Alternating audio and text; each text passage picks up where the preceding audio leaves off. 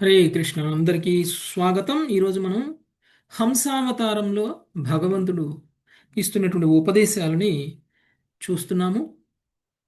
అందులో ముఖ్యంగా మనము నిన్న చూసినటువంటి అంశము ఏమిటి అని అంటే, భగవంతుడు ఏం చెప్తున్నారు అని అంటే, మూడు స్థితులు: జాగృత, స్వప్న, సుషుప్త స్థితి అనేటువంటివి మూడు స్థితుల గురించి తెలియజేశారు. ఈ మూడు స్థితులు కాక నాలుగవ స్థితి ఒకటి ఉంది. అది తూర్యావస్థ. తూర్యావస్థ. ఇక జాగృతము అనంటే సత్వగుణము, స్వప్నావస్థ అంటే రజోగుణ ప్రభావం, సుషుప్తావస్థ అంటే తమోగుణ ప్రభావంలో ఉన్నటువంటి వ్యక్తులు చేసేటువంటి పనులు, కర్మలు. ఈ విధంగా ఈ మూడు స్థితులలో ఉన్నటువంటి వాళ్ళు ముక్తిని సాధించలేరు. జాగృత అవస్థలో ఉన్న అంటే జ్ఞానం తెలిసి ఉంటుంది, లేదంటే సత్వగుణ స్థితిలో ఉంటారు. సత్వగుణం కూడా బంధిస్తుంది అని మనకి భగవద్గీత చెప్తుంది. ఇక రజోగుణం అంటే స్వప్నావస్థలో ఉండడం. అంటే స్వప్నంలో కనిపించే ప్రతిదీ నిజం అనుకున్న విధంగానే మనకి నిజ జీవితంలో జరుగుతున్నటువంటి ప్రతిదానితోటి మనకి సంబంధాన్ని చూసుకుంటాం. కాబట్టి అంటే కృష్ణ సెంటర్గా పనిచేయము, కృష్ణుడి కేంద్రంగా పనిచేయము, కేవలం స్వార్థంగా పనిచేస్తాం, నేను కేంద్రంగా పనిచేస్తాం. అందుకనే నేను కేంద్రంగా పనిచేసేటువంటి వ్యక్తికి ముక్తి పొందేటువంటి అవకాశం లేదు. కాబట్టి ఇక సుషుప్తావస్థ దశలో ఉన్నటువంటి వ్యక్తులు పూర్తిగా తమో గుణంలో ఉన్నటువంటి వాళ్ళు. వాళ్ళకి భౌతికమైనటువంటి పురోగతి వద్దు, వాళ్ళకి ఆధ్యాత్మిక పురోగతి వద్దు. వాళ్ళకి హరే కృష్ణ కృష్ణుడు ప్రభుజీ, ఉన్నాడా దండకం లేదు. ప్రభుజీ. మాతాజీ, హరే కృష్ణ ప్రభుజీ, సారీ క్షమించండి ప్రభుజీ. వాళ్ళకి కృష్ణుడు ఉన్నాడా ఉండలేదా అనేటువంటి దానిలో ఎలాంటి ఆ, ఉంటే నాకెందుకు, లేకపోతే నాకెందుకు, నాకు వచ్చే తేడా ఏంటి, నా జీవితానికి వచ్చే మార్పు ఏంటి. సో ఇలాంటి ఒక స్థితిలో సుషుప్తావస్థ స్థితిలో ఉన్నటువంటి వాళ్ళు ఉంటారు. ఈ మూడు స్థితుల్లోనూ జీవులు బంధింపబడుతున్నారు అనేటువంటివి చెప్తున్నారు. ఇక నాలుగవ స్థితి తూర్యావస్థ. ఇది కృష్ణ చైతన్యంలో ఉన్నటువంటి వ్యక్తి, అంటే నిరంతరం కృష్ణ చైతన్యంలో ఉండేటువంటి వ్యక్తి, పూర్తి జ్ఞానంతో, భక్తితో, మాయ ప్రభావంలో లేకుండా ఉండడం. అంటే మూడు గుణాలకి అతీతంగా, అదే తూర్యావస్థ అనేటువంటి విషయాన్ని తెలియజేశారు. ఇక అంటే వాసుదేవ స్థిత ప్రభు, శుద్ధ సత్వ స్థిత. శుద్ధ సత్వస్థితి. ఓకే. ఓకే. సో ఎప్పుడైతే మనము శుద్ధ సత్వస్థితికి రావాలి అని మనం కోరుకుంటామో, దానికోసం మనకి సాధన అనేటువంటిది అవసరం. సాధన భక్తిలో భాగంగా మనం అందరం కూడా ఏదో ఒక రకంగా వైష్ణవ సేవ, భగవంతుడి సేవ చేస్తూ ఉండాలి. నాకెందుకండి ఈ సేవ, నేను భావాస్థితిలో ఉన్నాను, నేను ప్రేమాస్థితిలో ఉన్నాను అని అనుకోకూడదు. ఎందుకంటే భావాస్థితిలో ప్రేమాస్థితిలో ఉన్నటువంటి వ్యక్తికి భౌతిక కలాపాలు ఉండవు. ఎవరైనా సరే భౌతిక కలాపాలు చేస్తూ కూడా నేను ప్రేమ స్థితిలో ఉన్నాను అనేటువంటి మాట అంటే, అది వాళ్ళని వాళ్ళు మోసం చేసుకుంటున్నట్టు. అంటే ఒక గృహస్థ జీవనంలో ఉన్నటువంటి వ్యక్తి భావస్థితిలో ఉన్నాను అని అనుకోవడం, అంటే గృహస్థ జీవనంలో ఉన్నవాళ్ళు ఉండకూడదు అని కాదు. ప్రస్తుతం గృహస్థ జీవనంలోనే ఉన్నాం, వానప్రస్థం తీసుకోలేదు, సన్యాసం తీసుకోలేదు. ప్రస్తుతం మనకంటూ కొన్ని బాధ్యతలు ఉన్నాయి. మన ప్రేమ డివైడ్ అయ్యి ఉంది, మన కుటుంబ సభ్యుల మీద, కృష్ణుడి మీద, ఇద్దరి మీద డివైడ్ అయ్యి ఉంది. ఎవరైనా నాకు కృష్ణుడి మీద చాలా ప్రేమ ఉందండి, నేను నా కొడుక్కి ఏమవుతుందా, నా కూతురికి ఏమవుతుందా, తిన్నదా లేదా పట్టించుకొని నేను అనే స్థితిలో ఎవరైనా ఉన్నారా? మనకి లేదు కృష్ణుడి మీద ప్రభు. ప్రేమ ఉంది, కానీ ఒక్క పూట కూతురు సమయానికి భోజనం చేయకపోతే మీరు ఏం చేస్తారు? లేదా కొడుకు భోజనం చేయకపోతే ఏం చేస్తారు? తినమని చెప్తాం ప్రభుజీ పదే ఎందుకు చెప్తారు? వాళ్ళు తింటే తింటారు, తినకపోతే తినలే, నాకెందుకు, వాళ్ళు తిన్నప్పుడు తింటారు, లేకపోతే లేదని మనం వండేది ఏదో వండేసి ఆడ పడేసి మనం మన పని మనం కృష్ణ భజన చేసుకుంటాము. లేదు లేదు మనం మన వాళ్ళ పట్ల కూడా జయం ఫోకస్ ప్రభుజీ ధనంజయ దాకా చేస్తున్నాం. బలం సేమ్ ఫోకస్ మనకి పూర్తి చేస్తున్నాం. వైరాగ్యం అనేది రాలండి. గృహస్థ జీవనంలో వాళ్ళ మీద మనకి అటాచ్మెంట్ ఉంది. మన పిల్లలు, నా ఎస్ పిల్లలు, ప్రభు. వాళ్ళకి బాధ కలిగితే నాకు బాధ, వాళ్ళకి సంతోషం కలిగితే నాకు సంతోషం, వాళ్ళకి భవిష్యత్తు సురక్షితంగా ఉండాలి, వాళ్ళని నేను నిరంతరం కాపాడాలి. ఇది ఏంటిది? ఇలాంటి ఒక భావన కేవలం కృష్ణుడి మీద ఉన్నది అని అంటే అప్పుడు మీరు ప్రేమ భావస్థితిలో ఉన్నట్లు. కేవలం కృష్ణుడి మీద లేకుండా ఇలా అందరి మీద ఉందనుకోండి, కుటుంబ సభ్యుల మీద, అంటే అది మంచిది కాదా అంటే మంచిది కాదని నేను అంటలేదు. కానీ ఆ స్థితిలో మనం లేనప్పుడు మనకి సాధన భక్తిలో ఉన్నటువంటి నియమ నిబంధనలన్నింటినీ కూడా ఖచ్చితంగా పాటించి తీరాలి. సాధన భక్తిలో ఉన్నటువంటి వాళ్ళు, అంటే ప్రేమ భావ స్థాయిలో లేనటువంటి వాళ్ళకి ముక్తి రాదా అంటే అవసరం లేదు, ముక్తి వస్తుంది. మీరేమి ప్రేమ స్థాయికి భావ స్థాయికి వెళ్తేనే ముక్తి వస్తుందని అనుకోవద్దు. దానికంటే కింది స్థాయిలో ఉన్నా కానీ ముక్తి వస్తుంది. అనర్థ నివృత్తి స్టేజ్ దాటామంటే ముక్తి వచ్చినట్లే. అనర్థ నివృత్తి దాటాలి అంటే అనర్థాలన్నీ పోవాలి. అంటే మన మనసులో కూడా వేరే వ్యక్తి గురించి చెడుగా ఆలోచించినటువంటి స్థితి, ఎవరిని చూసినా కానీ ఎవరితోటైనా సరే విమర్శించినటువంటి స్థితి, అందరినీ కూడా పాజిటివ్గా చూసేటువంటి స్థితి, అందరికీ సేవ చేసేటువంటి స్థితి, నేను సేవకుడిని అనేటువంటి విషయాన్ని తాను తెలుసుకున్నటువంటి స్థితి, ఇలాంటి ఒక స్థితిలో ఉన్నటువంటి వ్యక్తి అనర్థ నివృత్తి దాటినట్టు. ఎలాంటి టెంపరమెంట్ ఉన్నా కానీ ఆయన రియాక్ట్ అవ్వడు. ఓకే, కష్టం కలిగినా సుఖం కలిగినా ఒకలాగానే రియాక్ట్ అవుతాడు. అగ్రెసివ్గా మాట్లాడరు. అలా అని భగవంతుడి సేవకి అవసరమైనప్పుడు ఎంత అవసరమో అంతవరకు ఉంటారు. సేవలో పూర్తిగా నియుక్తమై ఉంటారు. ఆఫీస్లో ఉన్నారా, ఇంట్లో ఉన్నారా, లేకపోతే బిజినెస్లో ఉన్నారా, ఎక్కడ ఉన్నారా అనేది దాంతో సంబంధం లేదు. కానీ కృష్ణ చైతన్యంలోనే నిరంతరం ఉంటాడు. కృష్ణుడి సంబంధంలోనే పనులు చేస్తాడు. అలాంటి వ్యక్తి ఇంకొకళ్ళ మీద కోపపడడు, ఇంకొకళ్ళ మీద విమర్శించడు, ఇంకొకళ్ళని బాధించడు. అందరినీ కృష్ణ చైతన్యంలో తీసుకురావాలని ప్రయత్నం చేస్తారు. అలాంటి స్థితిలో ఉన్నటువంటి వ్యక్తి అనర్థ నివృత్తి దాటితే తప్పకుండా ముక్తి స్థాయికి వెళ్ళగలరు. అలాంటి వ్యక్తులకు కూడా సాధన భక్తి ఎందుకు అవసరం అంటే వాళ్ళ స్థాయి నుంచి పడిపోకుండా ఉండడం కోసం. కొంచెం గ్యాప్ వస్తే మనం పడిపోతాం. కొంచెం గ్యాప్ చాలు మనం పడిపోవడానికి. ఎందుకంటే మన సంకల్పం కంటే బలమైనది మాయ.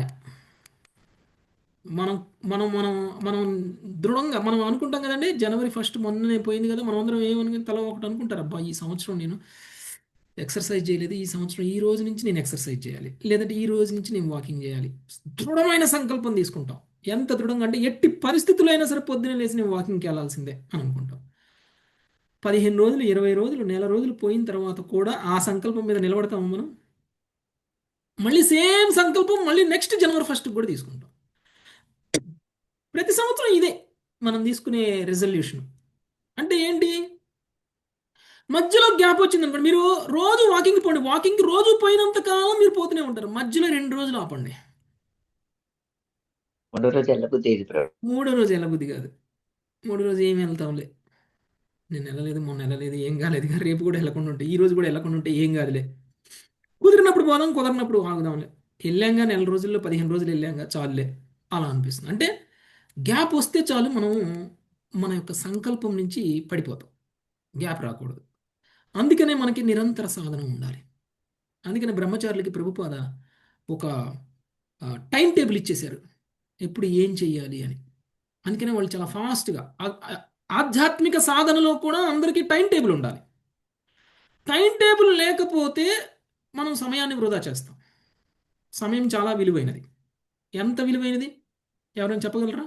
సమయం ఎంత విలువైంది? ఒక క్షణం పోయిన క్షణం పోయిన క్షణం మళ్ళీ తిరిగి చాలా రాదు విలువైంది జీవితంలో. తిరిగి చాలా రాలేదు విలువైంది. ప్రభు. పోయిన క్షణం నిన్నటి రోజుకి నేను తిరిగి పోయిన వెళ్ళాలి, క్షణం మళ్ళీ రాదు. నిన్నటి రోజుకి నేను తిరిగి వెళ్ళాలి, నేను ఒక 100 కోట్లు ఇస్తాను, ఎవరైనా తీసుకొస్తారా? అది ప్రభుజీ. ఒక్క క్షణం కూడా రాదు. ఒక క్షణాన్ని కూడా కోట్లు ఎవరు- ఇచ్చినా నిన్నటి రాదు. రోజు వదిలిపెట్టిన ఒక క్షణం వెనక్కి నేను వెళ్ళాలి, నేను క్షణం 100 కూడా కోట్లు రాదు. ఇస్తాను, 1000 కోట్లు ఇస్తాను, ఒక క్షణం వెనక్కి వెళ్ళాలి. రాదు. అంటే రాదు ఒక ప్రభుజీ. క్షణం విలువ ఎంత? కాలం కూడా భగవంతుడు. 1000 కోట్లు కోట్ల పోసినా కోట్లు కంటే కూడా ఇచ్చినా ఎక్కువ రాదు ప్రభుజీ. కోట్లు పోసి రాదు అసలు. రాదు. అంటే దాని విలువ కోట్లు ఎంత? పోసినా రాదు. అంత విలువైనటువంటి ఒక క్షణాన్ని వృధా చేసేటువంటి వాడు ఎంత మూర్ఖుడు. కాబట్టి ఆధ్యాత్మిక పురోగతిలో కోల్పోయినటువంటి ప్రతి క్షణము ఇంపార్టెంట్, కోల్పోయినటువంటి ప్రతి క్షణాన్ని కూడా మనము ఆధ్యాత్మికంగా ఉండాలి. ఓకే, ఒక రోజు వేస్ట్ అయింది, ఒక క్షణం వేస్ట్ అయింది అనేటువంటి భావనలో లేకుండా కనుక ఆధ్యాత్మిక టైం టేబుల్ కనుక మనకు ఉన్నట్లయితే అప్పుడు మనం పురోగమిస్తాము. లేదు అంటే కనుక పతనం చెందుతాం. బ్రేక్ వస్తే పతనం చెందుతాం. కొంతమందికి ఒక రోజు బ్రేకు, కొంతమందికి ఒక గంట బ్రేకు, కొంతమందికి ఒక క్షణం బ్రేకు పతనం చెందడానికి. సో అలా మనం పతనం చెందకుండా ఉండడం కోసం మనం సాధన అనేటువంటిది కంటిన్యూ చేస్తూనే ఉండాలి. లేదు అంటే కనుక పోయినటువంటి సమయం తిరిగి మనకి రాదు కాబట్టి. నెక్స్ట్ 31వ శ్లోకం అండి ఈరోజు. ప్రభుజీ ఓకే 30 ప్రభుజీ. 31 చదవాలి ప్రభుజీ. 31. ఓకే, ఇలాంటి ఒక సాధనలో ఉన్నటువంటి వ్యక్తి నిరంతరం భగవంతుడినే స్మరిస్తూ ఉండాలి. అప్పుడు మనము గుణాతీతమైనటువంటి స్థితికి మనం వెళ్ళగలం. సో నిరంతరము భగవంతుడి యందు మన మనస్సుని సంలగ్నం చేయగలిగేటువంటి ఒక స్థితికి మనం వెళ్ళాలి. నెక్స్ట్ 31వ శ్లోకం. ప్రమీల మాతాజీ.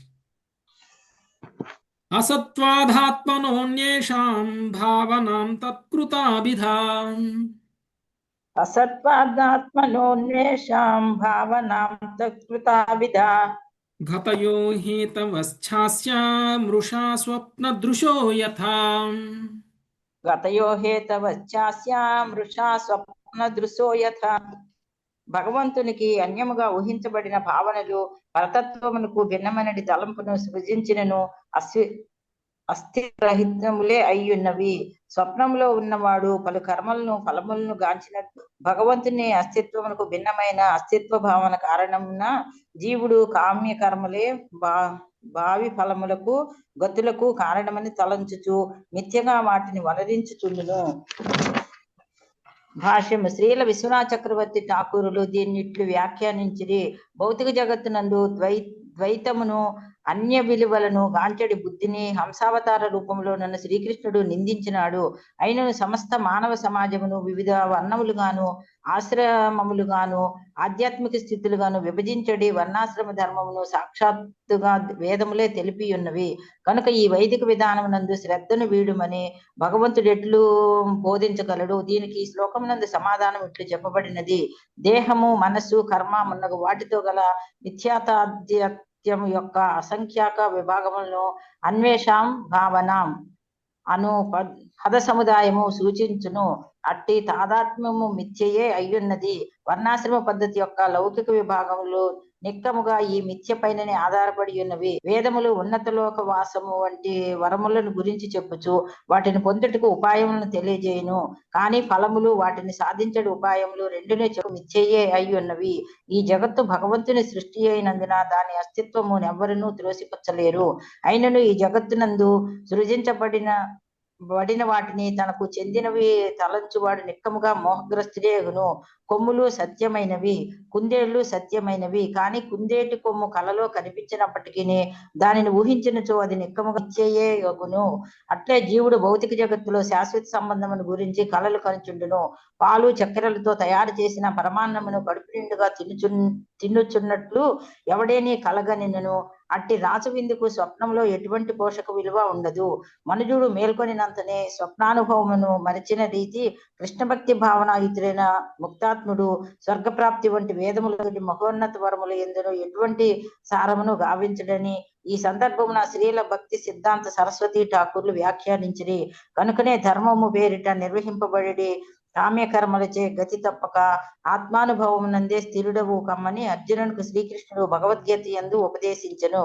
హరే కృష్ణ ప్రభుజీ, దండోత్ ప్రణాం. హరే కృష్ణ. ఏది సత్యము ఏది అసత్యము అనేటువంటి విషయాన్ని మనకి తెలుసుకోవాలి. మనం ఏదైనా ఒక వస్తువుని చూసాము, దాన్ని మనం కృష్ణ సంబంధంలో చూసాము అంటే అది సత్యం. కృష్ణుడికి సంబంధం లేకుండా మనం ఏదైనా చూసాము అంటే అది భ్రమ, అది మాయ. మనం ఏ పని చేసినా మనం మాయలో చేస్తున్నామా మాయలో చేయట్లేదా అనేటువంటి విషయాన్ని మనం నిరంతరం పరీక్షించుకుంటూ పనిచేయాలి. మనల్ని మనం ఎప్పుడు కూడా పరీక్షించుకోవాలి. నేను ఇప్పుడు చేసిన పని కృష్ణ సంబంధంలో ఉందా, కృష్ణ సంబంధంలో లేదా? ఒకవేళ కృష్ణ సంబంధంలో లేకపోతే ఎలా దాన్ని కృష్ణ సంబంధంలోకి తీసుకురావాలి? ఏ పని చేశామో ఆ పని కృష్ణ సంబంధంలో కనుక చేయకపోతే అది మనల్ని కర్మబంధనానికి కలిగిస్తుంది. ఏ పని అయితే కృష్ణ సంబంధంలో చేస్తామో అది మనల్ని కర్మ విముక్తులను చేస్తుంది, కర్మ నుంచి విముక్తులను చేస్తుంది. మనం ఇంతకు ముందు చెప్పుకున్నాం మాయకి యోగ మాయకి మధ్య ఉన్నటువంటి తేడా. కృష్ణుడికి సంబంధం లేకుండా మనం ఏదైతే చూస్తామో, కృష్ణుడికి సంబంధం లేకుండా మనం ఏదైతే కర్మలు చేస్తామో అది మాయ యొక్క ప్రభావం వల్ల చేస్తాము. ప్రతి దాన్ని కృష్ణ సంబంధంలో చూడగలుగుతాం చూసారా, అది యోగమాయ యొక్క ప్రభావం. అది యోగమాయ ప్రభావం. యోగమాయ మాయ రెండు మాయలే అయినా సరే ఒక మాయ మనల్ని కృష్ణుడికి సంబంధం లేకుండా దూరం తీసుకెళ్తుంది, ఒక మాయ మనల్ని కృష్ణుడితో ఏదో ఒక సంబంధంలో నిలబెడుతుంది. మనం కృష్ణుడిని దేవుడు అని తెలుసుకోలేకపోయినా కనీసంగా కృష్ణుడితో ఒక సంబంధంలో ఉండేలా చేస్తుంది, కృష్ణుడిని పూజించేలా, కృష్ణుడికి దగ్గరగా ఉండేలా, కృష్ణుడిని ప్రేమించేలా. సో ఈ విధంగా మనము మనం కృష్ణ సంబంధంలో ఉండాలి. లేదు అంటే కనుక ఆ వస్తువుకి, ఆ ఆలోచనకి, ఆ పనికి అస్తిత్వము అనేటువంటిది ఉండదు. అవి కామ్యకర్మలుగానే భావించబడతాయి. కాబట్టి వాటిని మిథ్యగా మనం భావించాలి, మిథ్యగా మనం భావించాలి. సో కుందేలు కొమ్ములతోటి పోలుస్తున్నారు. ఓకే, భౌతికమైనటువంటి ఆలోచనలతో చేసేటువంటి వాళ్ళని కుందేలు కొమ్ములతో పోలుస్తున్నారు. నిజానికి తాత్కాలికమైనటువంటి శరీరంతో మనము శాశ్వతమైనటువంటి సంబంధాన్ని ఏర్పరచుకునేటువంటి ప్రయత్నం చేస్తున్నాం. శరీరం తాత్కాలికం, కానీ ఈ శరీరానికి సంబంధించినటువంటి బంధాలు మాత్రం శాశ్వతం అని అనుకోవడం అది మూర్ఖత్వం. శాశ్వతం ఏమిటి? ఎవరు మాతాజీ మ్యూట్లో ఉండకుండా ఎవరు? ఓకే. సో సో ఎవరైతే శాశ్వతమైనటువంటి బంధాన్ని ఏర్పరచుకోవాలనేటువంటి ప్రయత్నం కనుక ఎవరైనా చేస్తే అది శరీరంతో కాదు, అది ఆత్మతో చేయాలి. ఎందుకంటే ఆత్మ శాశ్వతం, ఆత్మ శాశ్వతం. కాబట్టి శాశ్వతమైనటువంటి ఆత్మకి శాశ్వతమైనటువంటి బంధాన్ని కనుక ఏర్పాటు చేయగలిగితే అది యుక్తిగా ఆలోచించినట్లు. లేదంటే కనుక దానికి మీనింగే లేదు. ఏ క్షణంలో మనం చనిపోతామో తెలియదు, ఎప్పుడు మనం మరణిస్తామో తెలియనటువంటి మనమేమి పరీక్షణ్ మహారాజు లాగా వరం లేదు మనకి. పరీక్షణ్ మహారాజుకి శాపం అనుకుంటారు 7 రోజుల్లో చచ్చిపోవడం. పరీక్షణ్ మహారాజుకి 7 రోజుల్లో చనిపోతావు అని తెలియడం వరం. చావు ఎప్పుడో తెలియడం వరం కాదండి ఎవరికైనా? నేను పలానా రోజు చనిపోతాను అని తెలిసిన వాళ్ళు ఎంత అదృష్టవంతులు. నిజానికి భౌతికంగా ఉన్నటువంటి వ్యక్తికి పలానా రోజు నేను చనిపోతాను అని అంటే అది ఒక శాపంలా ఉంటుంది. నేను అప్పుడే చనిపోతానా, నేను ఇంకా బ్రతకనా, నేను ఉన్న రోజులు ఏం చేయాలి, నేను ఎలా వాడుకోవాలి, ఎలా ఎంజాయ్ చేయాలి, ఎలా ఆస్తులు రాసేయాలి, ఎలా నా పాస్వర్డ్లు, నా బ్యాంక్ ఏటీఎం పిన్నులు ఎలా ఇవ్వాలి, ఎవరికి ఇవ్వాలి, ఎవరికి ఎంత ఇవ్వాలి, ఇలాంటి ఆలోచనలో టెన్షన్లో ఉంటాడు వారం రోజుల్లో చనిపోతా అంటే. కానీ భక్తుడికి ఒక మంచి అవకాశం వచ్చింది, 7 రోజుల్లో చనిపోతున్నాను అనేటువంటి అవకాశం. కాబట్టి పూర్తిగా ఏం చేశాడండి ఆయన? ఒక క్షణమైన వెయిట్ చేశాడు పరీక్షణ్ మహారాజు. పూర్తిగా ఆధ్యాత్మికంగా ఉన్నాడు, పూర్తిగా ఆధ్యాత్మికంగా ఉన్నాడు, భగవంతుడి చింతనలోనే ఉన్నాడు. అలాంటి అంటే శాశ్వతమైనటువంటి ఒక బంధాన్ని ఏర్పరచుకోవడము అంటే ఆత్మతో భగవంతుడితోటి, ఆత్మకి భగవంతుడితో ఉన్నటువంటి సంబంధాన్ని ఏర్పరచడం అనేటువంటిది శాశ్వతమైనటువంటి బంధం. దానికోసం ప్రయత్నించేటువంటి వాడు తెలివైనటువంటి వాడు, లేదంటే కనుక అజ్ఞాని కుందేలు కొమ్ములు చూసి నిజమైన కొమ్ములు అనుకున్నట్లు. ఓకే, ఈ భౌతిక విషయంలో సాధించేటువంటి అన్నీ కూడా అవి బంధాలే, కానీ లేకపోతే భౌతికమైనటువంటి ఏ అచీవ్మెంట్స్ అయినా సరే అవి శాశ్వతం కాదు, వాటి వల్ల ప్రయోజనం ఉండదు అని చెప్తున్నారు. నెక్స్ట్ 32 నాగలక్ష్మి మాతాజీ. హరే కృష్ణ ప్రభుజీ. యో జాగరే బహిరను ఉక్షణ ధర్మిణోర్ధాన్ యో జాగరే బహిర్ అనుక్షణ ధర్మిణో అర్ధాన్ భుంక్తే సమస్త కరణైర్ హృది తత్సదృక్షాన్ భుంక్తే సమస్త కరణై హృది తత్సదృక్షాన్ స్వప్నే సుషుప్త ఉపసంహరతే స ఏకః స్వప్నే సుషుప్త ఉపసంహారతే స ఏకః స్మృత్యన్వయాత్రి గుణవృత్ తద్ధృగింద్రియేషః స్మృత్యన్వయాత్రి గుణవృత్తి దృగీంద్రియేషః. జాగ్రత్త జాగ్రత్తావస్థ యందు జీవుడు భౌతిక దేహము మనసు యొక్క క్షణభంగురముగు లక్షణములను తన సర్వేంద్రియములతో అనుభవించును. స్వప్నావస్థ యందు అవే అనుభవమును అతడు మనసులో అనుభవించును. సుషుప్తిని యందు అట్టి అనుభూతులు అజ్ఞానవశమున లయించును. ఈ జాగ్రత్త స్వప్న సుషుప్తావస్థల క్రమమును స్మరించచ్చు చింతన చేయటం ద్వారా జీవుడు ఈ మూడు చేతనావస్థల యందు తాను ఒక్కడే అనియు దివ్యుడనియు ఎరగగలడు. ఆ విధంగా అతడు ఇంద్రియములకు ప్రభువు కాగలడు. భాష్యం. యుక్తమగు పద్ధతులచే మనుజుడు దైత్వ భావన నుండి తప్పక విరమించవలనని ఈ అధ్యాయం నందలి 30వ శ్లోకంలో శ్రీకృష్ణ భగవానుడు పలికి ఉన్నాడు. అట్టి పద్ధతులను ఇప్పుడు ఆ దేవదేవుడు వివరించుచున్నాడు. మనుజుడు పైన పేర్కొనబడిన మూడు చేతనావస్థలను గురించి తొలుత చింతన చేసి పిదప ఆత్మగా తన దివ్య స్థితిని ఎరగవచ్చును. జీవుడు బాల్యము, కిషోరావస్థ, యౌవనము, మధ్య వయోస్థితి, ప్రౌఢ వయోస్థితి, ముసలితనంను అనుభవించును. ఈ అవస్థలన్నిటి యందు అతడు జాగ్రత్త స్వప్నావస్థలలో అనేకమైన విషయాలను అనుభూతమునొచ్చుకొనుచున్నాడు. అట్లే గాఢ నిద్ర యందు చిత్తరాహిత్యమును అతడు బుద్ధిచే అవగతం చేసుకొనవచ్చును. ఆ విధంగా బుద్ధి ద్వారా అతడు చిత్తరాహిత్యం బుద్ధిని పొందవచ్చును. జాగ్రత్త అవస్థ యందు వాస్తవమునకు ఇంద్రియములు అనుభూతమునొచ్చుకున్నవి కాగా స్వప్నావస్థ యందు మనసు అనుభూతమునొచ్చుకున్నవి ఎవరేని వాదించవచ్చును. ఆయనను భగవానుడు ఇచ్చుట ఇంద్రియేశః అని పలికినాడు. జీవుడు ఇంద్రియములు మనసు యొక్క ప్రభావమునకు తాత్కాలికంగా బలి అయినప్పటికీ వాస్తవంగా వాటికి ప్రభువే ఉన్నాడు. కనుక మనసు ఇంద్రియములకు ప్రభు అనేది తన న్యాయమైన స్థితిని మనుజుడు కృష్ణ భక్తి భావన ద్వారా తిరిగి పొందవచ్చును. అంతేగాక జీవుడు ఈ మూడు చేతనావస్థల యందలి అనుభవమును గుర్తుంచుకొనగలడు. కనుక తుట్టతులకు వాటికి అతడు అనుభవకర్త లేదా ద్రష్ట యగును. కళలో నేను ఎన్నియో విషయములు చూచితిని. కళ పూర్తయింది, ఇప్పుడు నేను దీన్ని చూచట లేదు. నేను ఇప్పుడు మేల్కాంచితిని అని అతడు స్మరించును. ఈ విశ్వవ్యాప్త అనుభవమును ఎవరైనాను అర్థం చేసుకోగలరు. ఈ విధంగా తన వాస్తవ స్వరూపము దేహము మనసుకు భిన్నమని ప్రతి ఒక్కరూ తెలుసుకునగలరు. హరే కృష్ణ ప్రభు. ధన్యవాదాలు. ఓకే ఓకే ఒక ముఖ్యమైనటువంటి విషయం ఏమిటి అని అంటే, ఈ మూడు అవస్థలు చేతనావస్థలు అంటారు వీటిని.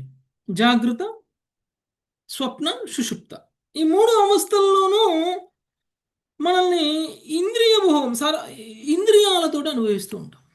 ఓకే, నిజానికి జాగృత అవస్థలో ఉన్నటువంటి వ్యక్తి ఒకవేళ తను చేస్తున్నటువంటి పని భౌతికమైన పని అనేటువంటి విషయాన్ని కనుక తెలుసుకోలేకపోతే, లేదంటే తన ఇంద్రియాలతోటి తన చేస్తున్నటువంటి మనస్సుతోటి ఇంద్రియాలతోటి తను చేస్తున్నటువంటి ప్రతి పని కూడా కేవలం నేను కేంద్రంగా పనిచేస్తున్నాను అనేటువంటి విషయం తెలుసుకోకపోతే ఆ విధంగా బంధింపబడతాడు. అలానే ఇంకా ఏ విధంగా మిగిలినటువంటి స్థితిలో ఉన్నటువంటి వాళ్ళు బంధింపబడతారు అనేటువంటిది మనం ఇప్పటిదాకా విన్నాం.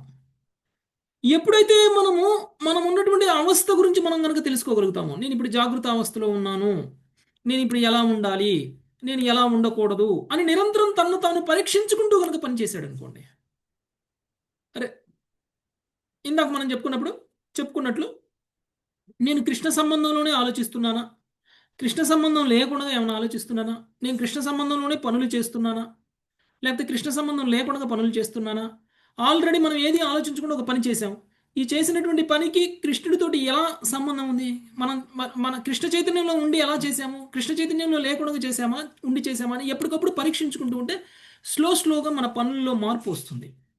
సో ఆ విధంగా మనము జాగృతావస్థ నుంచి కూడా ఇంకా విశుద్ధ చైతన్యానికి వెళ్ళిపోగలుగుతాం.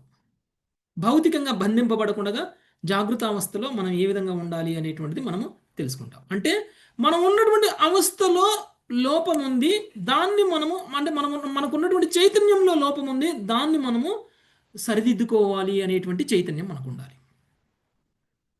నేను తమోగుణంలో ఉన్నాను అనేటువంటి విషయాన్ని నేను తెలుసుకోవాలి. ఫస్ట్ తెలుసుకుంటే నేను తమోగుణం నుంచి రజోగుణానికి వెళ్ళడానికి ఏం చెయ్యాలి అని ఆలోచించి ఆ పనులు చేస్తాం. తమోగుణంలోనే ఉంచేటువంటి పనులు ఆపేస్తాం. ఉదాహరణకి ఎక్కువగా తినడం, అది మనల్ని తమోగుణంలోకి తీసుకెళ్తుంది. ఎక్కువగా ఇక్కడ దాకా తిన్న వ్యక్తి ఏం చేస్తాడండి, ప్రశాంతంగా ఒక చోట కూర్చొని ఆ, కదలకుండా కూర్చుంటాడు, నడవలేడు, నిద్రపోతాడు. మనం ఎర్లీ మార్నింగ్ లేవాలి కదా, 4 గంటలకు లేవాలి, 4:30కు లేవాలి. రాత్రి ఏం తినాలి మనం? రాత్రి ఏం తిని పడుకుంటే మార్నింగే లేవలేస్తాం? రాత్రి ఏం తినకుండా పడుకుంటే, ఏం తిని పడుకుంటే మార్నింగ్ మన పరిస్థితి ఎలా ఉంటుంది అనేటువంటి విషయం మనం తెలుసుకోవాలి. నాకు పొద్దున్నే లేవడం ఇంపార్టెంట్, కానీ నేను రాత్రి మాత్రం ఇష్టం వచ్చినప్పుడు తింటా. నేను రాత్రి మాత్రం నాకు ఏది కావాలో అది తింటా. నేను రాత్రి మాత్రం ఒక ప్లేట్ నిండా రైస్ పెట్టుకొని తింటా, కానీ పొద్దున్నే మాత్రం లేవాలి నేను అంటే సాధ్యమైతే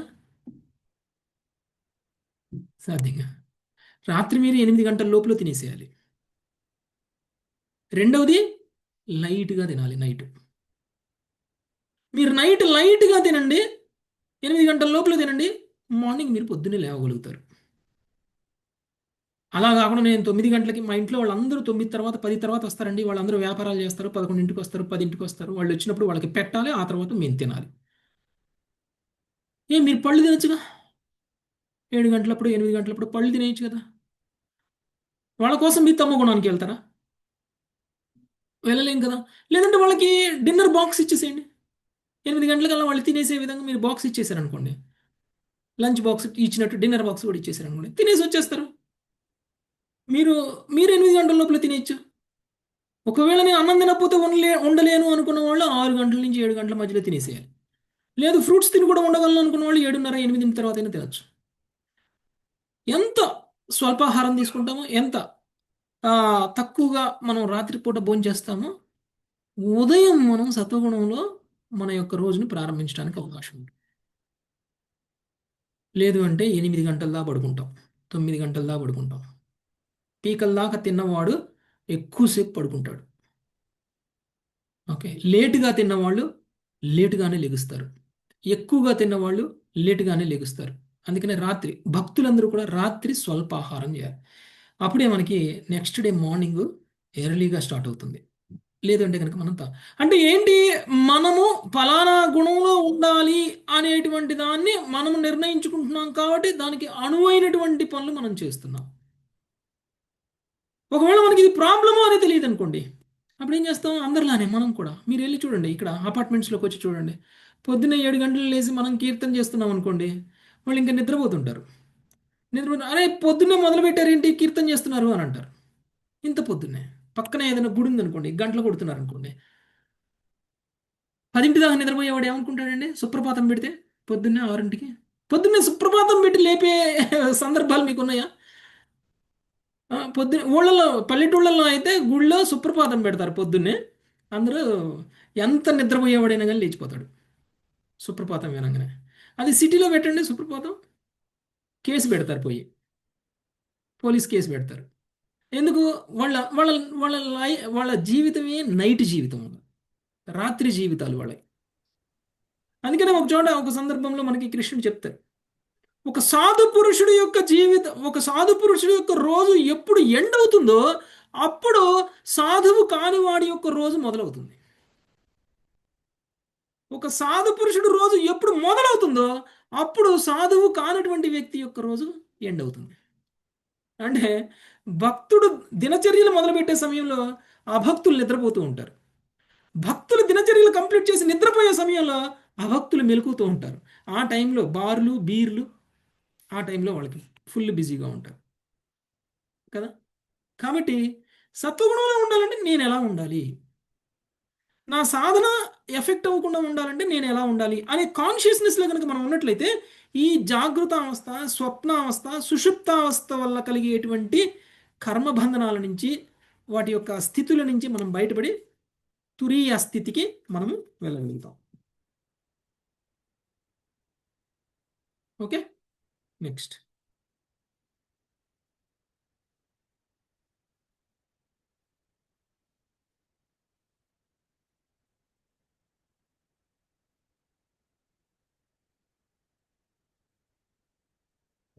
ముప్పై 33 లావణ్య మాతాజీ.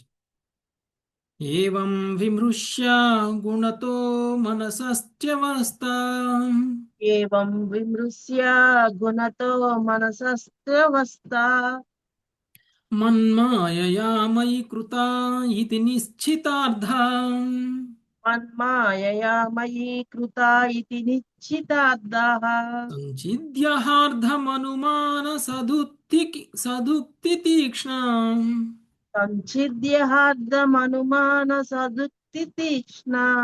జ్ఞానాసీనా భజతాం అఖిల సంశయాదిం. జ్ఞానాసీనా భజత అఖిల సంశయాది. ప్రకృతి గుణములచే కలగజేయబడిన ఈ మూడు మానసిక స్థితులు నా మాయా ప్రభావంచే ఎట్లు నా యందు ఉన్నట్లు కృత్రిమంగా ఊహించబడినో మీరు చింతన చేయుడు. ఆత్మను గురించిన సత్యమును సునిశ్చితమనొచ్చి అనుమానం చేత సాధు శాస్త్రముల ఉపదేశముల చేత పొందినట్టి పదునైన జ్ఞాన ఖడ్గమును ఉపయోగించి మీరు సకల సంశయములకు కారణమైనట్టి మిథ్యాహంకారమును పూర్తిగా ఖండించి వేయుడు. తదుపరి హృదయస్థుడైన నన్ను భజింపుడు. భాష్యము. దివ్య జ్ఞానమును బడిసిన వాడు జాగ్రత్త, స్వప్న, సుషుప్తులనడి మూడు సాధారణ చేతనావస్థలపై ఏమాత్రము ఆధారపడడు. ఆ విధంగా అతడు భగవంతుని న్యూన శక్తికి భోక్తగానయ్యడి ప్రవృత్తి నుండి మనసును విముక్తము కావించును. సమస్తము భగవచ్చక్తికి అంశయేననియు అదంతయు కేవలం భగవంతుని భోగార్థమే ఉన్నదనియు అతడు గాంచగలడు. అటువంటి చేతనా స్థితి యందు అతడు సహజంగానే భగవద్భక్తికి సంపూర్ణ శరణాగతుడగును. దానిని చేపట్టుడని హంసావతారుడు బ్రహ్మదేవుని తనయులకు ఇచ్చుట ఉపదేశించును. హరే కృష్ణ ప్రభుజీ, ధన్యవాదాలు. జ్ఞాన ఖడ్గాన్ని ఉపయోగించి ఈ యొక్క చేతన అవస్థలు ఏవైతే ఉన్నాయో వాటిని కట్ చేయాలి. ఓకే, ప్రకృతి గుణములచే కలుగు చేయబడినటువంటి ఈ మూడు మానసిక స్థితులు నా మాయా ప్రభావంలో ఎట్లు నాయందు ఉన్నట్లు కృత్రిమంగా ఊహించబడినో మీరు చింతన చేయుడు. ఏ విధంగా ఇదంతా కూడా పర్మనెంట్ సెటప్ కాదు, ఇదంతా కూడా భగవంతుడు తాత్కాలికంగా మన కోసం ఏర్పాటు చేసినటువంటి ఒక స్థితి. యాక్చువల్గా మన యొక్క నిజస్థితి వేరు, కృత్రిమంగా మనల్ని ఒక స్థితిలో ఉంచారు. కృత్రిమంగా మనల్ని ఉంచబడినటువంటి స్థితిని మనం శాశ్వతము అని అనుకుంటున్నాం, న్యాచురల్గా మనం ఉంటున్నాము అని అనుకుంటున్నాం. Natural love, natural feelings, natural emotions అని అనుకుంటున్నాం. మనకున్నటువంటి ప్రతి ఎమోషను ఒకవేళ కృష్ణుడి పట్ల లేకపోతే అది భౌతికమైనటువంటి ఎమోషను, అది న్యాచురల్ కానీ కాదు. మనం అనుకుంటాం కదా, నేను నా కొడుకుని ప్రేమించడం, నేను నా భర్తను ప్రేమించడం, నేను నా కుటుంబం కోసం పాటుపడడం, ఇదంతా న్యాచురల్ అట్రాక్షన్, న్యాచురల్ ప్రేమ, న్యాచురల్ అనుకుంటాం. కానీ ఇందులో ఎక్కడ కృష్ణుడు లేడు కదా. ఇందులో ఎక్కడ కృష్ణుడు లేనప్పుడు అది న్యాచురల్ ఎలా అవుతుంది? కృష్ణుడి పట్ల మనకు ఉండేటువంటి ఆకర్షణ మాత్రమే న్యాచురల్ ఆకర్షణ, సహజమైనటువంటి ఆకర్షణ. కాబట్టి మనకి ఈ ఈ సహజం కానటువంటి దాన్ని సహజంగా మనం తీసుకుంటున్నాం. అంటే భగవంతుడు దాన్ని కృత్రిమంగా సహజమైనటువంటి ఆకర్షణ అనిపించేలా చేస్తున్నారు మనకి. అంటే భగవంతుడి మాయ ఎలా పనిచేస్తుందంటే, ఎంత పర్ఫెక్ట్గా పనిచేస్తుంది భగవంతుడి మాయ అంటే, భగవంతుడు ఎలా కోరుకున్నారో మనం ఎలా కోరుకున్నామో అలా పనిచేస్తుంది. అంత ప్రభావాన్ని మనకి మాయ చూపిస్తుంది. ఎవరైతే ఈ విషయాన్ని తెలుసుకుంటారో వాళ్ళు జ్ఞానవంతులు. ఎవరైతే జ్ఞానవంతులు, ఆ జ్ఞానం అనేటువంటి ఖడ్గాన్ని వాడి మనకున్నటువంటి జాగృతావస్థని, స్వప్నావస్థని, సుషుప్తావస్థని ఛేదించాలి. అంటే సత్వ రజస్తమో గుణాల నుంచి బయటపడాలి, గుణాతీతం అవ్వాలి. అది మనకి నిజమైనటువంటి జ్ఞానవంతుడు ఉపయోగించేటువంటి జ్ఞానం. సో ఆ జ్ఞానం ఉన్న తరువాత మనం చేయాల్సింది ఏమిటి అని అంటే, నిజమైనటువంటి చైతన్యానికి వెళ్ళాలి. జ్ఞానం ఉన్నటువంటి వ్యక్తి నిజమైనటువంటి చైతన్యానికి వెళ్ళాలి. ఆ చైతన్యము కృష్ణ చైతన్యం. ఆ చైతన్యంలో మనం ఎప్పుడూ కూడా భగవంతుడిని స్మరిస్తూ ఉంటాం. ప్రతి వ్యక్తిలో పరమాత్మను చూస్తాం, ప్రతి వస్తువులో పరమాత్మను చూస్తాం, ప్రతి దాన్ని కృష్ణ సంబంధంలో చూస్తాం. అప్పుడు మనం మాయలో ఉన్నట్లు ఎలా అవుతుంది? మాయలో ఉన్నట్లే కాదు. ఎప్పుడు కూడా మనం, అంటే వెలుతురులో మనం చూసేటువంటి వస్తువు ఎంత స్పష్టంగా మనకు కనిపిస్తుందో, జ్ఞానంతో మనం చూసేటువంటి ప్రతి దాంట్లోనూ కృష్ణుడు అలా స్పష్టంగా కనపడతారు కదా. లేదు అంటే కనుక చీకట్లో ఒక వస్తువు లేకపోయినా ఉన్నది అని అనుకోవడం, వెలుతురులో ఉన్న వస్తువు లేదనుకోవడం, అలా కాకుండా మనం జ్ఞానంతో ప్రతి దాంట్లోనూ కృష్ణ సంబంధంలో మనం చూడగలిగే స్థితికి మనం వెళ్ళగలుగుతాం. లేదంటే కనుక మనమే భోక్తలము అంటే యాక్చువల్గా మనం న్యూన శక్తి. ఓకే, అంటే మనము న్యూన శక్తి కదా, మనం తటస్థ శక్తి. మనము తటస్థ శక్తి ఎందుకు అయ్యాము అని అంటే మనము భౌతిక విశ్వంలో ఉన్నాం కాబట్టి తటస్థ శక్తిలో. యాక్చువల్గా అయితే మనం ఉన్నత శక్తికి సంబంధించినటువంటి వాళ్ళం, అంటే ఆధ్యాత్మిక శక్తికి సంబంధించినటువంటి వాళ్ళం. మన ఆధ్యాత్మిక స్థితిలో అంటే మనం కనుక ఒకవేళ ఆమ్, ఆధ్యాత్మిక లోకంలో ఉన్నట్లయితే కనుక అంటే మనకు ఉండాల్సిన పొజిషన్ అది. అసలు మనం నిజంగా ఉండాల్సింది అక్కడ. మనం ఉన్నతమైనటువంటి వాళ్ళం. ఉన్నతమైనటువంటి వ్యక్తి ఉన్నతమైనటువంటి ప్రకృతిలో ఉండాలి. కానీ ఉన్నతమైనటువంటి జీవుడు ఉన్నతమైన ప్రకృతిలో ఉండకుండా న్యూన ప్రకృతిలోకి వస్తున్నాం మనం. న్యూన ప్రకృతి అంటే ఏంటి? భౌతిక ప్రకృతి. ఈ భౌతిక ప్రకృతిలోకి వచ్చినటువంటి మనము ఈ న్యూన శక్తి ఏదైతే ఉందో, అంటే మన చుట్టూ ఉన్నటువంటి ప్రకృతి ఏదైతే ఉందో దాన్ని మనం భోగించాలి అని అనుకుంటున్నాం. నిజానికి అది మనం కాదు. మనం ఆ భౌతిక ప్రకృతిలో ఎలాంటి సంబంధం లేదు. మనం ఉన్నది మనం ఉండాల్సిన స్థితి కంటే కూడా లోవర్ స్టేజ్లోకి మనం వచ్చాము అనేటువంటి విషయం మనం తెలుసుకోకపోవడం. ఓకే, అంటే యాక్చువల్గా మనకి ఇంతకు ముందు శ్లోకంలో కానీ ఈ శ్లోకంలో కానీ మనం తెలుసుకోవాల్సిన విషయం ఏమిటి అంటే, కృష్ణుడి సంబంధంలో లేనటువంటి ఏ విషయమైనా సరే అది ప్రజల్ప. ఓకే, ప్రజల్ప కృష్ణుని సంబంధంలో లేదు, దాన్ని ప్రజల్ప అంటారు. ఎప్పుడైతే కృష్ణుడి సంబంధంలోకి మనం వచ్చేస్తామో అప్పుడు మాయ ప్రభావం లేదు, అది నిజమైనటువంటి చైతన్యం. నెక్స్ట్ 34వ శ్లోకం, ఇందుమతి మాతది.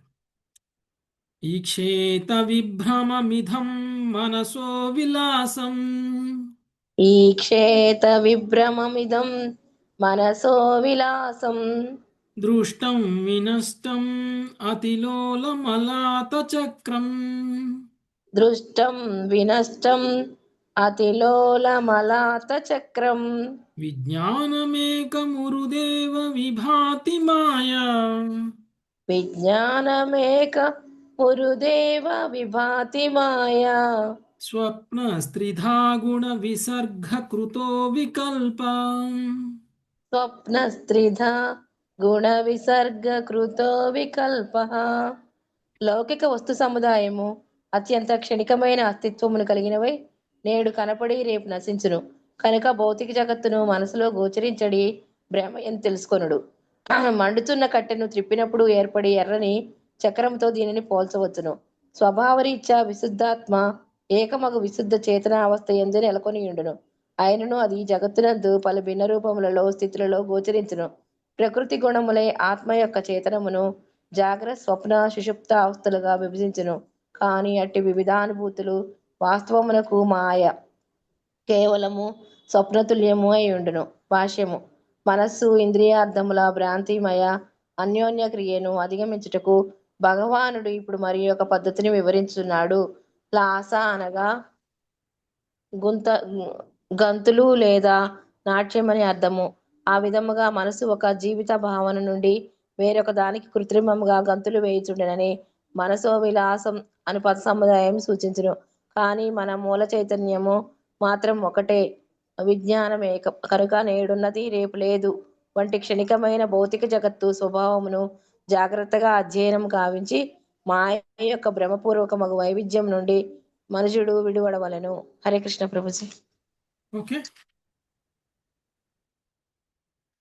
లౌకిక వస్తు సముదాయము అత్యంత క్షణికమైనటువంటి అస్తిత్వాన్ని కలిగినవై నేడు కనబడి రేపు నశించును కనుక భౌతిక జగత్తును మనసులో గోచరించడి భ్రమ అని తెలుసుకునుడు. మనసులో ఒక ఆలోచన వచ్చింది అనుకోండి, ఒక క్షణం ఒక ఆలోచన ఉంటుంది, ఇంకొక క్షణం ఆలోచన ఉంటుందా? ఇంకొక ఆలోచన, కొత్త ఆలోచన వస్తాయి. నిజానికి మనసు ఒక రోజులో 1,00,000 ఆలోచనలు చేస్తుందట. ఒక రోజులో మనసు 1,00,000 ఆలోచనలు చేస్తాయి. చేసినటువంటి 1,00,000 ఆలోచనల్లో సుమారుగా 60% ఆలోచనలు నిన్న చేసినవే చేస్తాయి. నిన్నటి ఆలోచనలు ఇవాళ ఉంటాయి. కొత్త ఆలోచనలు ఒక 30,000 ఉంటాయి. అంటే 30% మాత్రమే కొత్త ఆలోచనలు ఉంటాయి. మళ్ళీ ఆ కొత్త ఆలోచనలో మళ్ళీ నెక్స్ట్ వీక్ కంటిన్యూ అవుతాయి. అలా ఆలోచనలు మారుతూ ఉంటాయి. ఏ ఒక్క ఆలోచన కూడా కొంత సమయానికి మించి ఉండదు. ఇంకో విషయం మీదకి వెళ్ళిపోతాం, ఇంకో విషయం మీదకి వెళ్ళిపోతాం, ఇంకో విషయం మీదకి వెళ్ళిపోతుంది మనసు. ఏ విధంగా అయితే ఒక ప్రతి క్షణము మనసు ఎలా అయితే మారుతుందో, ఒక కోతి ఒక కొమ్మ మీద నుంచి ఇంకొక కొమ్మ మీదకి, ఆ కొమ్మ మీద నుంచి ఇంకొక కొమ్మ మీదకి ఎలా అయితే క్షణక్షణం జంప్ చేస్తూ ఉంటుందో ఆ విధంగా మనసు కూడా తన ఆలోచనల్ని ఒక ఆలోచన నుంచి ఇంకొక ఆలోచనకి జంప్ చేస్తూనే ఉంటుంది. అలానే మనం చూస్తున్నటువంటి లౌకిక సంపద, లౌకికమైనటువంటి వస్తువులు, లౌకికమైనటువంటి విషయాలు, లౌకికమైనటువంటి బంధాలు అన్నీ. ఓకే, అంటే ప్రతిదీ కూడా లౌకికమైనటువంటి ప్రతిదీ కూడా క్షణభంగురమైనటువంటిది అనేటువంటి విషయాన్ని మనం తెలుసుకోవాలి. భగవంతుడు మాయతో సృష్టింపబడినటువంటివి అని తెలుసుకోవాలి. లేనిది ఉన్నట్లు మనం అనుకుంటున్నాము అనేటువంటి విషయాన్ని తెలుసుకోవాలి. అంటే మనము జాగృత అవస్థలో కానీ, స్వప్నావస్థలో కానీ, సుషుప్తావస్థలో కానీ ఉన్నాము అనేటువంటి విషయాన్ని తెలుసుకోవాలి. ఎందుకంటే ఈ మూడు అవస్థల్లో ఉన్నటువంటిది ఏది కూడా శాశ్వతమైనటువంటిది కాదు. దీన్ని ఇక్కడ ఒక ఉపమానంతో చెప్తున్నారు. మండుతున్నటువంటి కట్టెని ఇట్లా పట్టుకున్నాం అనుకోండి, మనకు ఒక చోట నిప్పు కనిపిస్తుంది. కానీ ఇలా తిప్పితే సర్కిల్ వస్తుంది, రౌండ్ గా కనిపిస్తుంది. అంటే అప్పుడు ఏమనిపిస్తుంది అంటే అగ్ని రౌండ్గా ఉంది అనుకుంటాం. అగ్ని గుండ్రంగా ఉన్న అగ్ని అనుకుంటాం. నిజానికి గుండ్రంగా ఉందా? కట్టే గుండ్రంగా తిరుగుతుంది. అంటే ఏ క్షణంలో తీసుకున్నా అది ఎక్కడో ఒక చోట ఉంది. ఈ రౌండ్లో ఎక్కడో ఒక చోటే ఉంది, రౌండ్ మొత్తం లేదు. కానీ మనకి రౌండ్ మొత్తం అగ్ని కనిపిస్తుంది. అంటే మన భ్రమే కది, నిజానికి అయితే అలా కాదు కదా. అంటే లేనిది ఉన్నది అని అనుకుంటున్నాం. కాబట్టి అలానే ఈ లౌకికమైనటువంటి విషయాలకు సంబంధించిన వస్తువులకు సంబంధించినటువంటివి కూడా లేవు, ఉన్నాయి అని అనుకుంటున్నాం. బంధాలు లేవు, ఉన్నాయి అని అనుకుంటున్నాం. అది శాశ్వతమైన బంధం కాదు, కానీ ఉంది అని అనుకుంటున్నాం. దానికోసం మనం ఆధ్యాత్మిక జీవితాన్ని వదిలేస్తాం. దానికోసం మనం ఎంత త్యాగం చేస్తున్నామంటే జీవితంలో అతి విలువైనటువంటి దాన్ని త్యాగం చేసి విలువ తక్కువ దాన్ని తెచ్చి పెట్టుకుంటున్నాం కదా. ఎవరైనా మీరు ఒక బాస్కెట్లో ఇక్కడ నేను బంగారం పెట్టాను, అక్కడ చెత్త పెట్టాను అని అంటే ఎవరైనా బంగారం దగ్గరికి వెళ్ళి బంగారం తీసుకుంటారా, చెత్త దగ్గరికి వెళ్ళి చెత్త తీసుకుంటారా? బంగారం దగ్గరికి బంగారం దగ్గరికి వెళ్ళి బంగారం. మరి ఇక్కడ నేను అతి విలువైనటువంటి ఆధ్యాత్మిక సంపద పెడుతున్నాను, అక్కడ లౌకిక సంపద పెడుతున్నాను అంటే దేని దగ్గరికి వెళ్తారు మనం? భ్రమలో ఉన్నవాడు లౌకిక సంపదకి వెళ్తాడు, ఆధ్యాత్మికంగా ఉన్నవాడు పుస్తకాల దగ్గర సంపద. శుద్ధ భక్తి డీటెయిల్ దాని విలువ తెలుసుకోలేకపోతున్నాం. జనాలందరూ వజ్రాన్ని బంగారాన్ని వదిలేసి చెత్త కుండీల దగ్గరికి వెళ్తున్నారు. అందుకనే కృష్ణుడు మనకి స్టార్టింగ్లోనే చెప్పారు, భాగవతము పరమహంసలని ఆకర్షిస్తుంది. హంసలని ఆకర్షిస్తుంది. హంసలు అంటే ఎవరు? ఇది ఆధ్యాత్మికము, ఇది భౌతికము అని తెలుసుకొని భౌతికమైన దాన్ని త్యజించి ఆధ్యాత్మికమైన దాన్ని మాత్రమే పూర్తిగా నియుక్తమైనటువంటి వాడు పరమహంస.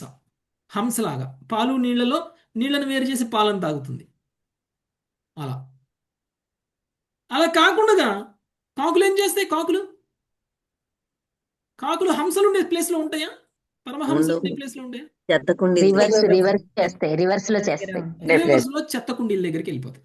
చెత్త కుండీల దగ్గర చెత్త వేరుకొని తింటూ ఉంటాయి.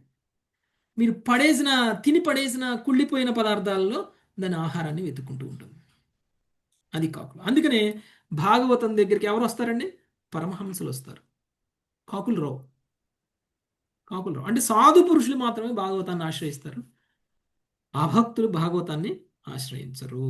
కాబట్టి అది మనల్ని ఎప్పుడైతే మనం ఈ జ్ఞానాన్ని కనుక మనం ఉపయోగించుకుంటామో అప్పుడు ఈ మనకు ఉన్నటువంటి 3 చైతన్య అవస్థల నుంచి కూడా మనము బయటపడి స్వప్నతుల్యంగా భావించేస్తాం. మిగిలినవన్నీ కూడా స్వప్నతుల్యంగా భావిస్తే ఇది మాత్రమే నిజమైనది అని మనం అనుకోగలుగుతాం. నెక్స్ట్ 35 అన్నపూర్ణ మాతాజీ. హరే కృష్ణ ప్రభు. దృష్టిం తతః ప్రతినివర్త్య నివృత్తతృష్టా దృష్టిం తతః ప్రతినివర్త్య నివృత్తతృష్టా స్తూష్ణీం భవేన్నిజ సుఖానుభవో నిరీహః. స్తుష్టిం భవేన్నిజ సుఖానుభవో నిరీహ. సందృశ్యతే క్వచ యధీధమవస్తు బుద్ధ్యా. సందృశ్యతే క్వచ యదీతమవస్తు బుద్ధ్యా. తం భ్రమాయ న భవే స్మృతిరానిపాతాత్. యక్తం భ్రమాయ న భవేత్ శృతిరానిపాతాత్. భౌతిక విషయంలో క్షణికమైన మాయా స్వభావము నెరిగిన వాడై ఆ విధముగా మాయ నుండి తన దృష్టిని మరలించి మనుషుడు భౌతిక వాంఛారహితునిగా ఉండవలెను.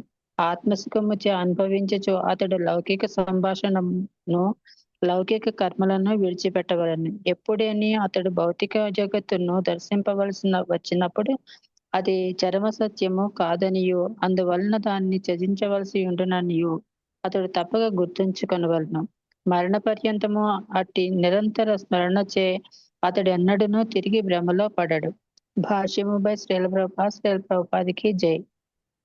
దేహ పోషణకు ఆహారము నిద్ర తప్పనిసరిగా అవసరమగును. నీటి యందు ఇతర విషయములలో మనుషుడు భౌతిక జగత్తుతోనూ దేహము యొక్క భౌతిక కలాపములతోనూ బలవంతముగా వ్యవహరించవలసి వచ్చును.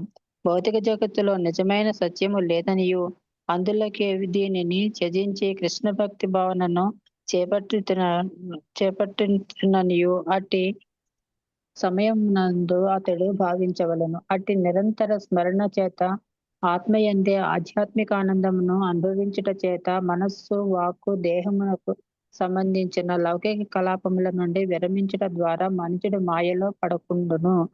దీనిని గురించి శ్రీల భక్తి సిద్ధాంత సరస్వతి ఠాకూర్లు ఇట్లు వ్యాఖ్యానించిరి. జీవుడు భగవాను బహిరంగ శక్తి అందు వసించినప్పుడు ఇంద్రియ భోగము వల్ల ఆతృతను విడిచిపెట్టవలను. స్వీయ భోగార్థము అతడెన్నడూనూ వర్తించరాదు. దానికి బదులు అతడు భగవత్ సేవ ద్వారా ఆధ్యాత్మిక ఆనందమునే అన్వేషించవలెను. స్వీయ భోగార్థము ఏదేని భౌతిక వస్తువును స్వీకరించినచో అనివార్యముగా ఆసక్తి ఉత్పన్నమగుననియు ఆ విధముగా అతడు మాయచే భ్రమితుడగుననియు కృష్ణునితో తన సంబంధమును కొనుట ద్వారా మనుషుడు తెలుసుకొనగలడు. క్రమముగా ఆధ్యాత్మిక దేహమును వృద్ధి చేసుకొనుట ద్వారా అతడు భౌతిక జగత్తులో దేనిని భోగించ కోరకుండును. హరే కృష్ణ ప్రభుజీ. Thank you. హరే కృష్ణ. భౌతిక విషయాలన్నీ క్షణికమైనటువంటి మాయా. అంటే ఇప్పటిదాకా మనం చెప్పుకున్నాము, మనం భౌతిక ప్రకృతిలో ఉన్నాము, భౌతిక ప్రకృతి అంతా కూడా మాయా, దీన్నంతా కూడా ఎప్పుడైనా సరే త్యజించాల్సిందే, ఇది క్షణకాలం పాటు మాత్రమే ఉన్నటువంటి అశాశ్వతమైనటువంటిది అని మనం తెలుసుకున్నప్పుడు మనం ఏం చేయాలండి? దాన్ని వదిలేసేయాలా? పూర్తిగా వదిలేసేయాలా? ఏం చేయాలి? అమరాకు నీటి బొట్లుగా అంటనట్టుగా అట్టనట్టుగా ఉండాలా? అసంగత్వాన్ని ప్రదర్శించాలి ప్రభుజీ. అసంగత్వాన్ని ప్రదర్శించి ఏం చేయాలి? కృష్ణ సేవగా చేయాలి ప్రభుజీ. కృష్ణ సేవ చేయాలి. కృష్ణ సేవగా చేయాలి. నాకు ఇది పనికిరాని వస్తువు అని మనకు యుక్త వైరాగ్యం. ఈ వస్తువు నాకు పనికిరాదు అని అనుకున్నప్పుడు యుక్త వైరాగ్యం ప్రదర్శించాలి ప్రభు. ఈ వస్తువుని పడేయకూడదు. ఈ వస్తువును ఉపయోగించి నాకు కృష్ణుడితో సంబంధం ఎలా మనం ఎస్టాబ్లిష్ చేసుకోవాలి అని చూసుకోవాలి. ఓకే, మన దగ్గర అంటే భౌతిక ప్రకృతి ద్వారా మనకు దొరికేటువంటి ప్రతి దాన్ని కూడా మనం ఎలా వాడుకోవాలి అని ఆలోచించాలి. అంటే అన్నీ నాకే కావాలి, అన్నిటినీ నేను ఉపయోగించుకోవాలి. ఎందుకు ఉపయోగించుకున్న అంటే నాకు కనిపించిన ప్రతిదాన్ని నేను ఉపయోగించుకుని నాకు కృష్ణుడితో ఉన్న సంబంధం ఏంటో నేను తెలుసుకోగలగాలి. అందుకు ఉపయోగించుకోవాలి. అంతేగాని అన్నీ నాకే కావాలి అని అంటే నేను కేంద్రంగా అది ఎంజాయ్ చేయడం కోసం అని కాదు, మొత్తం మనకు కావాలి. కానీ ప్రతిదీ కూడా మనకి కృష్ణుడితో ఉన్నటువంటి సంబంధాన్ని తెలియచేసే విధంగా ఉపయోగించుకోవాలి. అది ఇంద్రియ భోగం అవ్వదు. ఓకే, సో మనము ఆ విధంగా ఆధ్యాత్మికమైన అంటే భౌతికమైన దాన్ని ఆధ్యాత్మికంగా మార్చాలి. అది యుక్త వైరాగ్యం. అంతే తప్ప అన్ని వదిలేసుకొని పోవడం కాదు. ఉన్నాయన్నీ వదిలే. భగవంతుడు మనకు ఒక ఏర్పాటు చేశారు. ఆ ఏర్పాటు వదిలేయడానికి చేయాల. ఒక కుటుంబాన్ని ఇచ్చారు, వదిలేయడానికి చేయాల. ఒక ఫ్యామిలీని ఇచ్చారు, ఒక పరిస్థితులను ఇచ్చారు, ఒక సిచ్యువేషన్ ఇచ్చారు. ఎందుకు ఇచ్చారు? ఒక కష్టాన్నే ఇచ్చారు, ఒక సుఖాన్నే ఇచ్చారు అనుకున్నాం. ఎందుకు ఇచ్చారు? ఆ సుఖం ద్వారా భగవంతుడిని ఎలా వెతుక్కోవాలి, ఆ కష్టం ద్వారా భగవంతుడిని ఎలా వెతుక్కోవాలి, అందుకు ఇచ్చారు మనకి. ఏది ఇచ్చినా కానీ కృష్ణుడితో మనకు ఉన్నటువంటి సంబంధాన్ని పునరుద్ధరించుకోవడం కోసం మనకున్నటువంటి భౌతికమైనటువంటి పరిస్థితులు, భౌతికమైనటువంటి బంధాలు, మనకున్నటువంటి భౌతిక జీవనం. ఎప్పుడైతే ఇది మనం తెలుసుకొని కనుక మనం భౌతిక జీవితాన్ని కనుక మనం ఆరంభిస్తాం. అందుకని మనం ఇలాంటి శాస్త్రాలని, భగవద్గీతని జీవితం అంతంలో చదవకూడదు, జీవిత ఆరంభంలోనే చదవాలి.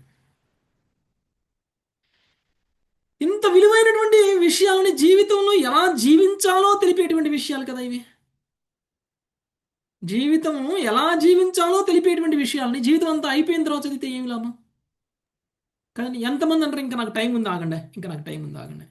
ఎంతమంది అంటారు నాకు ఇంకా వయసు ఉంది, నేను ఇప్పుడు అనుభవించే వయసు?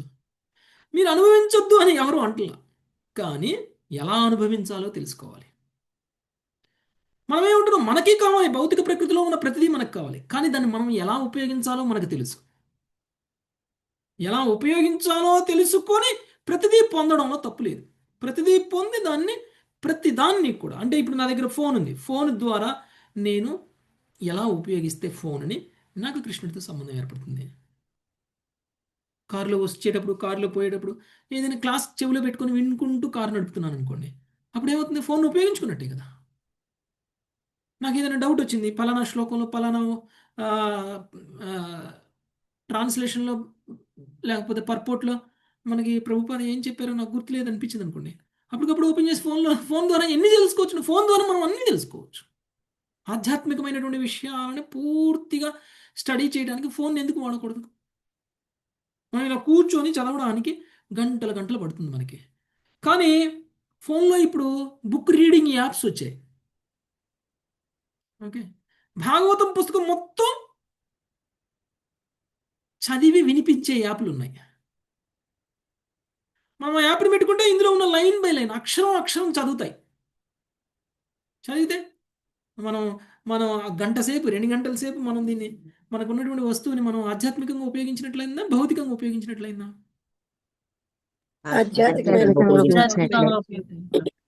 కాబట్టి మనకున్న వస్తువు, ఇప్పుడు ప్రభుపాదుల వారు టెక్నాలజీని ఉపయోగించి కూడా, ఇప్పుడు ఒకవేళ ప్రభుపాదుల వారు ఉన్న సమయంలో కెమెరాలు, వీడియోలు ఉపయోగించకపోతే ప్రభుపాదుల వారు చెప్పినటువంటి ప్రసంగాలన్నీ ఈరోజు మనం వినగలిగేవాళ్ళం?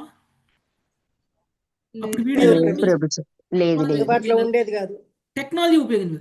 ఒకవేళ ప్రభుపాదుల వారు నేను ఏ టెక్నాలజీ ఉపయోగించను, భాష్యం మొత్తం నేనే కూర్చొని రాస్తా అని అన్నారనుకోండి, జీవితకాలం సరిపోతుందండి ఇన్ని పుస్తకాలకి భాష్యాలు రాయడానికి?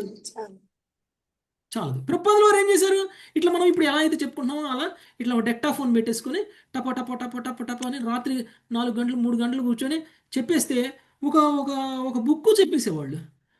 తర్వాత ఏం చేసేవాళ్ళు, ఈ డెక్టాఫోన్లో ఉన్న మెమరీని తీసి ఎవరికైనా ఇస్తే వాళ్ళు దాన్ని ప్లే చేసుకొని ప్రభుపాద చెప్పిందంతా రాసేవాళ్ళు పుస్తక రూపంలోకి. అదే ప్రభుపాదే రాయాలంటే కొన్ని సంవత్సరాలైనా కానీ ఇది అవ్వదు. అంటే మనకు ఉన్నటువంటి ప్రతి టెక్నాలజీని, మనకు ఉన్నటువంటి ప్రతి వనరులని, ప్రతి వసతులని అన్నిటినీ భగవంతుడి యొక్క సేవలో ఎలా ఉపయోగించాలో తెలుసుకోవాలి. ల్యాప్టాప్ ఉంది, జూమ్లో మనం అందరం కనెక్ట్ అవ్వడానికి ఉపయోగించుకుంటున్నాం. మీ అందరి చేతుల్లో ఫోన్లు ఉన్నాయి. మీరందరూ ఏం చేస్తున్నారు ఫోన్లు ఉపయోగించి? మార్నింగ్ జప, తర్వాత మంగళారతి, తర్వాత క్లాసు, తర్వాత బుక్ రీడింగు, తర్వాత భాగవతం క్లాసు, తర్వాత స్పెషల్ క్లాసు వినడానికి ఉపయోగించుకుంటున్నారు. అందరు ఫోన్లలో నెట్ ఉంది. ఒకప్పుడు మీ వయసులో ఉన్న వాళ్ళకి, మీ మీ మీ మీ మీకంటే ముందు జనరేషన్ మీ వయసులోనే ఉన్నా కానీ అప్పుడు వాళ్ళకి ఫోన్లో నెట్ ఉందా? ఫోన్లో నెట్ లేదు. ఈరోజు మనకి ఫోన్లో నెట్ ఉంది, కానీ మనం ఆ నెట్ని ఎలా వాడుతున్నాం?